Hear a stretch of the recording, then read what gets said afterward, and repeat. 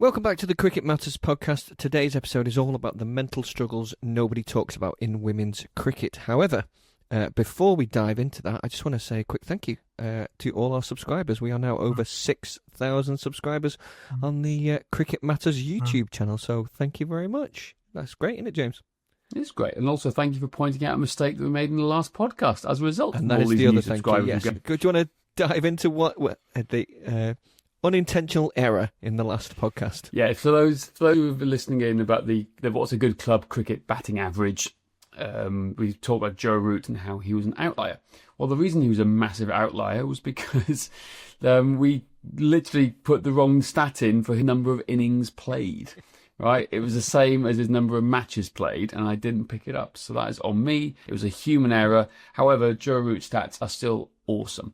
I was going to say he still stands out as an awesome batsman, right? Yeah, exactly. He's still at the high levels of the top 10 batsmen of all time at 36.3% of conversions of per 10 innings or 50 or more runs, as opposed to 48%, which we put him down as. Which but is he's just still mental. awesome, and a slightly maybe that's confirmation bias towards us being England fans in the England cricket team. Who knows? Maybe we'll Who see. knows? But there we go. Exactly. Anyway, slight error. Anyway, so moving on, mental struggles in the women's game. What has been your experience so far working with female cricketers, James? In terms of specific stuff that they struggle with, is it preparation, off field, on field? How does it manifest itself?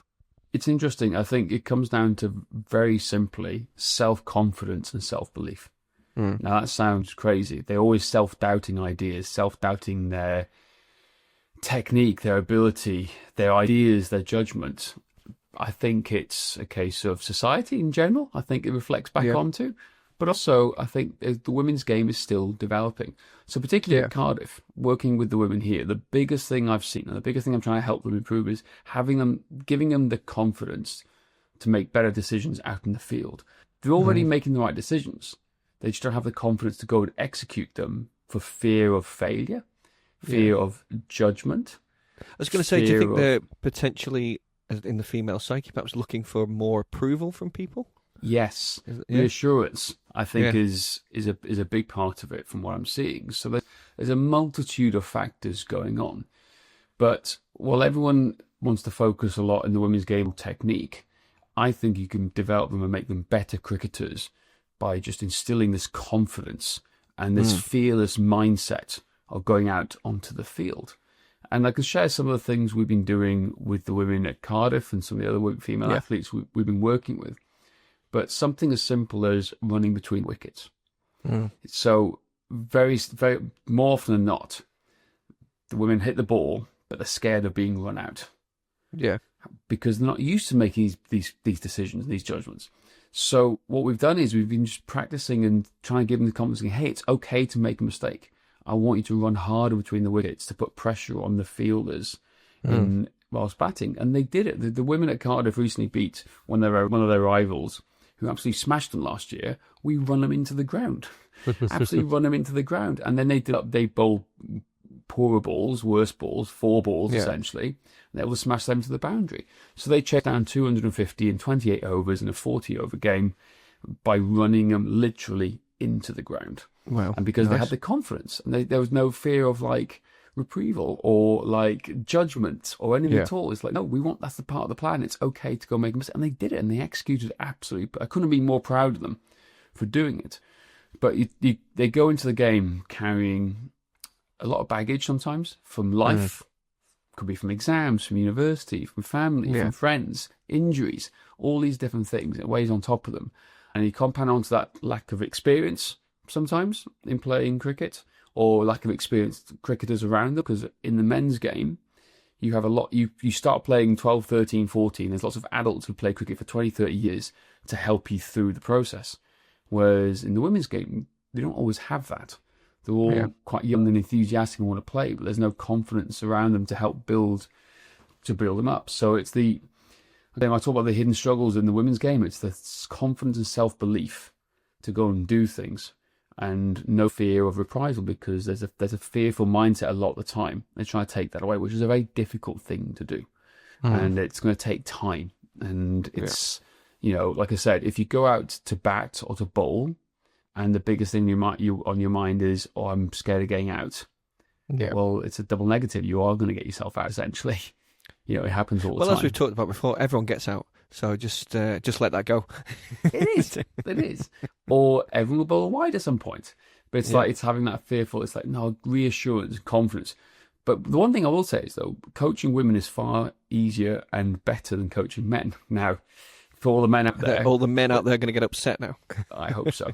I really hope so. The difference is, a lot of the men think they can do it themselves. Yeah. Or they don't really listen. That's a general sweeping generalization. That's the word I'm trying to say, yeah, right?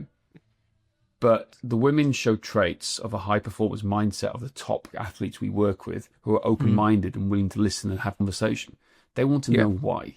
They want to know why they need to do something. And when you explain to them why, they get it and they implement it as soon as they possibly can. Whereas men are a bit more difficult on this. Well, we've found that with all the male and female teams we're training, right? The female, they'll ask questions. The men, you hardly ever hear from them. No. You know what I mean? So nothing at all. Get on with it. Head down. Crack on with it.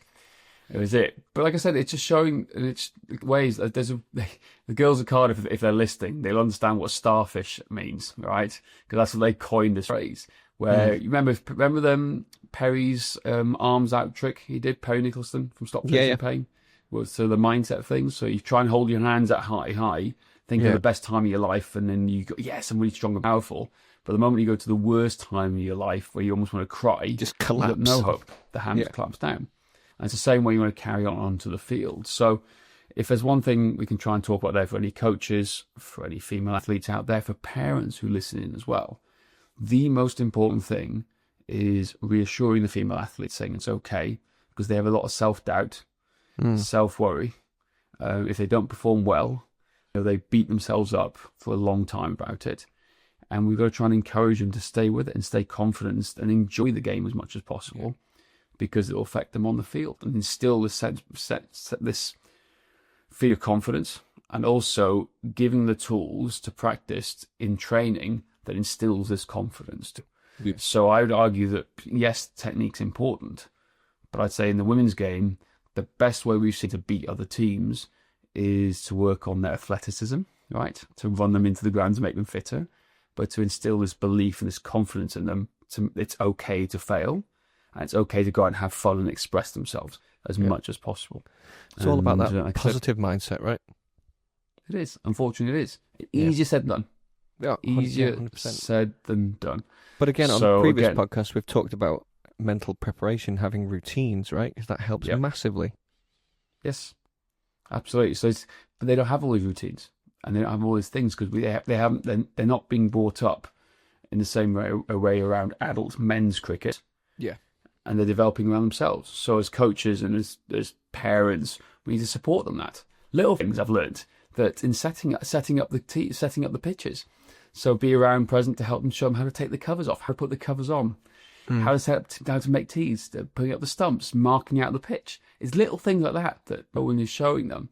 Yeah. So it adds to the confidence. Once they know how to do it, they take charge and they go and do it. So, it's more of a philosophy idea today, more a topic piece. But confidence and field mindset and self-belief, I think, is far more important in the women's game than actual technique right now, particularly lower levels.